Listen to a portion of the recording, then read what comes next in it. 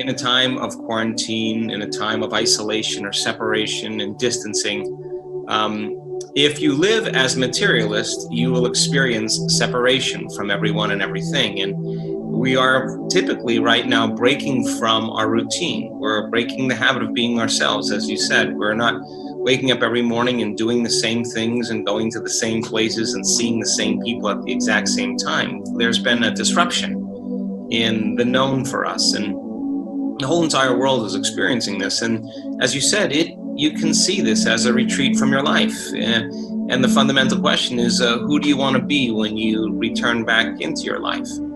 So I've refused to see this situation that would cause me to be victimized by it. In other words, if we allow something in our outer world to control how we feel and how we think, then I think on some level, we're victims to our environment.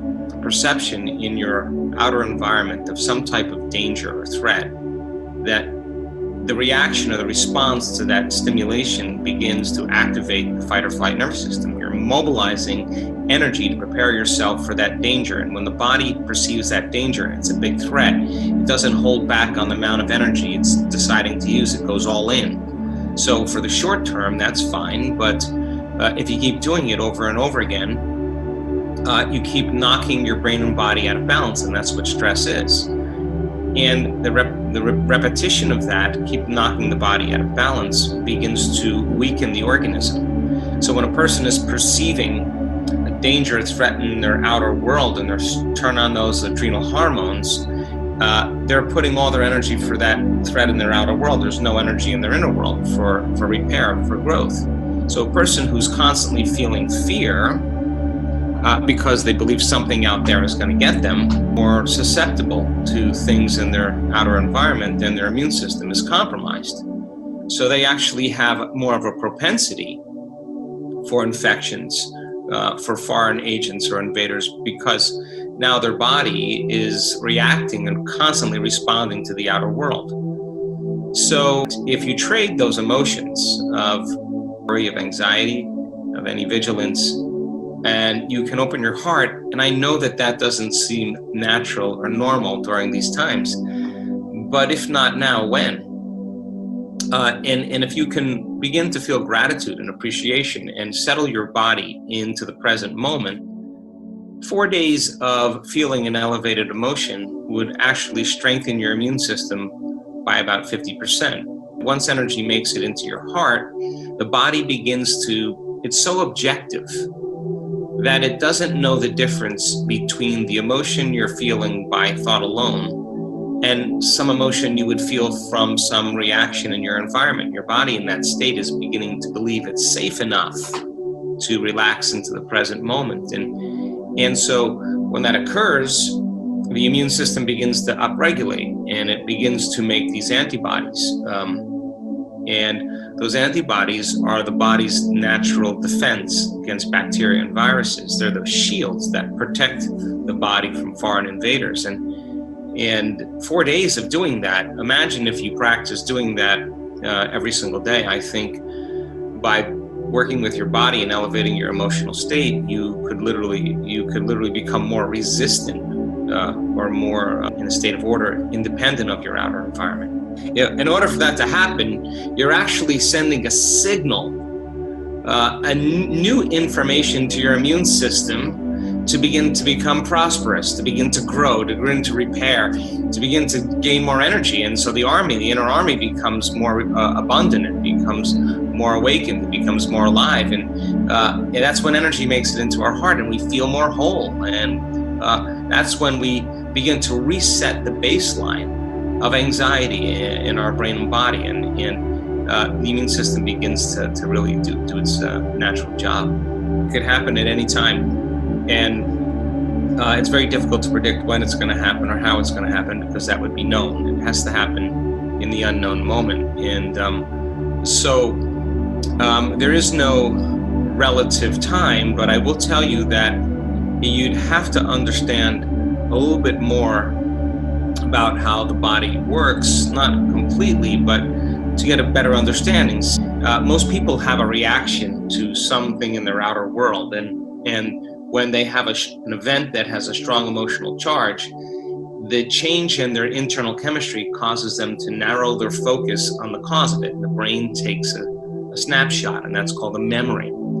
And so the brain is kind of a record of past memories, and the body emotionally feels those memories. And so many times the signal emotionally from the event begins to select a gene that begins to downregulate. And every time the person thinks about the past event over and over again, they're producing the same chemistry in their brain and body. And stimulus and response, thought and feeling, image and emotion is conditioning the body into the past. So it begins to program the gene. And the gene starts to make cheaper proteins. It downregulates, and enzymes and hormones, and the body starts moving further out of balance. And so the person then thinks neurologically within the memory of that experience and feels chemically within those emotions, and how they think and feel is their state of being. So many times the gene starts to be activated after a strong emotional event. So then how could we then begin to change that gene expression? So it would make sense then if you could feel an elevated emotion, and you could combine a coherent brain, and there's a science to doing that, and with an elevated emotion, and combine those two, and you can teach people how to be so present that they can begin to see a new future or imagine a new future. There comes a moment, if they started feeling the emotion of that event before it took place. In other words, you can't wait for your healing to feel wholeness. You can't wait for some type of physical change to feel gratitude. That's living in separation or lack. That's waiting for something out there to tell you you're changed in order for you to feel that kind of separation or emptiness taken away. But if you start to feel the emotion, the stronger the emotion you feel from the inner event, the more you're going to pay attention to the picture in your mind. In a sense, now you're changing your brain and body from living in the past present reality to living in a future present reality. In other words, the stronger the emotion you feel, if the emotion of ecstasy or bliss or freedom is greater than the quotient of betrayal or shock or pain from the past, now the body is literally no longer in the past, it's in a new future. And the stronger the emotion you feel, instead of paying attention to the picture in your outer world, if you're truly in a state of meditation, your body is so objective that it's believing that that future event is happening in the present moment because you're feeling the emotion of that event. And that begins to select and instruct new genes, and genes make proteins, and proteins are responsible for the structure and function of your body, and the expression of protein becomes the expression of life. And we have seen people that transforms them to such a degree that all of the shock and betrayal that happened in their past, they look back at their entire past and they say, I don't want to change anything about my past because it brought me to this moment. I understand why I had to go through all of that to finally feel this. It was worth it. And they're betrayers, they're abusers. They have nothing but compassion and love for them. They're seeing it from a different level of consciousness, not from the same emotion. And the memory without the emotional charge is wisdom, and the person now no longer is living in the past. And so that's what we want people to experience, that inner event so real that it replaces the circuitry, the gene expression of the past into a new program of the future. And there's different degrees of explanation as we get closer to it happening in a shorter amount of time. In other words, it becomes less something that happens to you as you get closer to that moment. If you take a person and you have them close their eyes and mentally rehearse doing bicep curls in their mind, and they come for 1 hour a day into a clinic, and you add the emotional component of stronger, harder, more intense, and they practice that with their eyes closed, never lifting a weight. At the end of 2 weeks, their muscle strength increases by 13.5%. So that means then, when we're truly present and we add an emotional component, If you can do it in the present moment and stay present and repeat it over and over again, when the brain is in the present moment, it will not know the difference between the real life event of contracting your muscles and doing it in your mind. And your brain will begin to look like you've been doing it all along, and you begin to activate new circuits in your brain.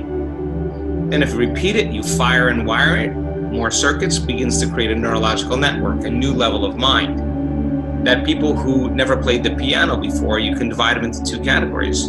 And you can do a brain scan on one group of people and then set them in front of a piano and teach them one-handed scales and chords. And they come for 2 hours a day and they practice those scales and chords for 5 days. At the end of 5 days, they rescan their brain, and lo and behold, they grow new circuits on the opposite side of the brain. No magic there. You learn something new. Learning is making new synaptic connections. You get some instruction. You got to get your body involved. You get your body involved, you're going to have a new experience. Experience enriches the brain. Pay attention to what you're doing. You got to pay attention and stay present and repeat it over and over again, firing and wiring. You're going to assemble new neural architecture. We can take another group of people, have them close their eyes, and mentally rehearse playing those scales and chords for 2 hours a day for 5 days. Scan their brain before and scan their brain after. At the end of 5 days, they grow the same amount of circuits in their brain as the people who were physically doing it. Now, what that means is if you take those people and you set them in front of the piano without ever lifting a finger, they can play those scales and chords. Why? Because they prime their brain for a future behavior. So if you truly wanted to change some aspect of yourself, then you would have to ask yourself, who do I want to be when I open my eyes? The act of answering that question is going to turn on your frontal lobe, and the frontal lobe has connections to all other parts of the brain. And it's interested in answering that question because it is the creative center. So as it begins to scan the landscape of the brain, it can only gather information from things you've intellectually learned or things you've experienced in your life. And it begins to associate those different memories with the question. And when you get enough networks of neurons firing in your brain, you see an image or a picture. That's intention. And then as you begin to live and rehearse who you're going to be, you begin to do that exact same thing. You begin to install neurological hardware in your brain. Repeat it, it becomes a software program, and you begin to behave that way. Now the brain is primed. It's no longer a record of the past. It's a map to the future. Now the person can feel the emotions of their future. You're going to see a person move into a different state of being, and they are going to have all kinds of biological changes, and that begins to change their biology every single day. Some people do it faster, some people do it slower, but your muscle will get